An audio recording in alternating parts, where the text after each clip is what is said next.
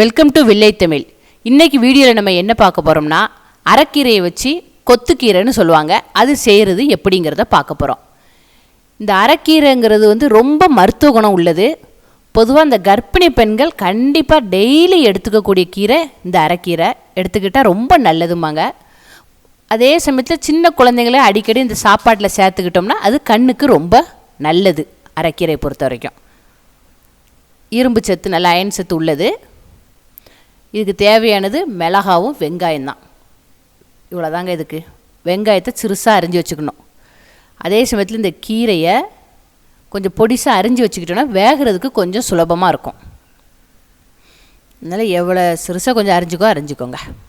அடுப்பை பற்ற வச்சோடனே பாத்திரத்தில் எண்ணெயை ஊற்றிட்டு, எண்ணெய் நல்லா காஞ்ச பிறகு தாளிக்க போகிறோம். கடுகை போட்டுக்கோங்க. கடுகு நல்லா பொரிஞ்ச பிறகு வெங்காயத்தை சிறுசாக வெட்டி வச்சுருக்கோமே அந்த வெங்காயத்தை முதல்ல போட்டு நல்லா வதக்கிக்கணும். மோஸ்ட்லி நம்ம கல் உப்பு தான் யூஸ் பண்ணுறோம், அதான் நல்லாயிருக்கும். இந்த வெங்காயம் வேகிறதுக்கு கொஞ்சம் ஈஸியாக இருக்கும் இந்த கல் உப்புங்கனால. மிளகாயும் கூட போட்டுருங்க.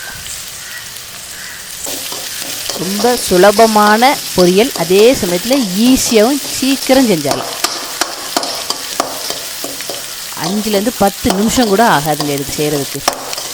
இது வேகணும், அதுதான் டைமு.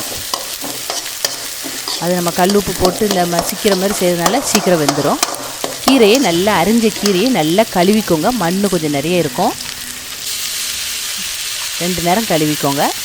கழுவிட்டு தண்ணி எதுவும் நம்ம ஊற்ற வேண்டாம். அதனால் அதுலேருந்து நல்லா பிழிஞ்சு எடுத்து கீரையை போடுங்க.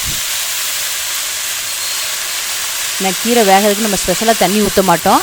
இந்த கழுவுன தண்ணி இதுலேயே எடுத்து போடுறோமே, இதுவே போதுமானதாக இருக்கும். தண்ணி எதுவும் ஊற்றிடாதீங்க.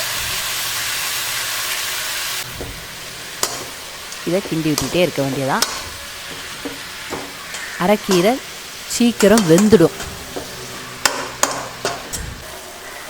தண்ணி எதுவும் ஊற்றலை. ஊற்றாமையே தண்ணி எவ்வளோ சேர்ந்துருது பாருங்கள் அந்த கீரையிலே.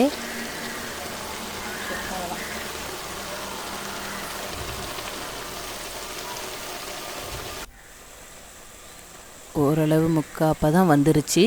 இன்னும் லைட்டாக இந்த தண்ணி மட்டும் வற்றுனா போதும்.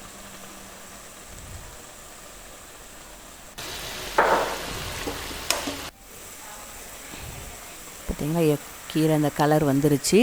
எவ்வளோ ஆனம் போட்டோம், எவ்வளோ குறைய அளவாக வந்துருச்சு பாருங்கள். நல்லா வெந்துருச்சு.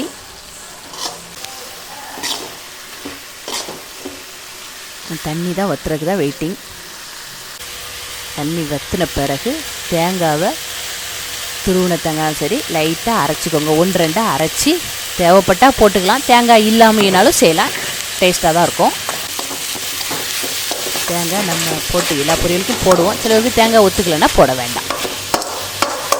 இவ்வளோதாங்க அரைக்கீரை பொரியல். கொத்துக்கீரைன்னு சொல்லுவாங்க இதை. இந்த வீடியோ பிடிச்சிருக்குன்னு நினைக்கிறேன். மறக்காமல் லைக் பண்ணுங்கள். இந்த கொத்துக்கீரை சிம்பிளான ரெசிபி எப்படிங்கிறத உங்கள் ஃப்ரெண்ட்ஸுக்கும் ஷேர் பண்ணுங்கள். குறைகள் எது இருந்தாலும், டவுட் இருந்தாலும் கமெண்ட் பாக்ஸில் தெரிவிச்சிருங்க. எங்கள் சேனலை இது வரைக்கும் சப்ஸ்கிரைப் பண்ணாதவங்க உடனே போய் வில்லேஜ் தமிழை சப்ஸ்கிரைப் பண்ணுங்கள். இதேமாரி நான் செய்கிற வீடியோ உடனே உங்களை வந்தடைய பெல் பட்டனை கிளிக் பண்ணுங்கள். நன்றி, வணக்கம்.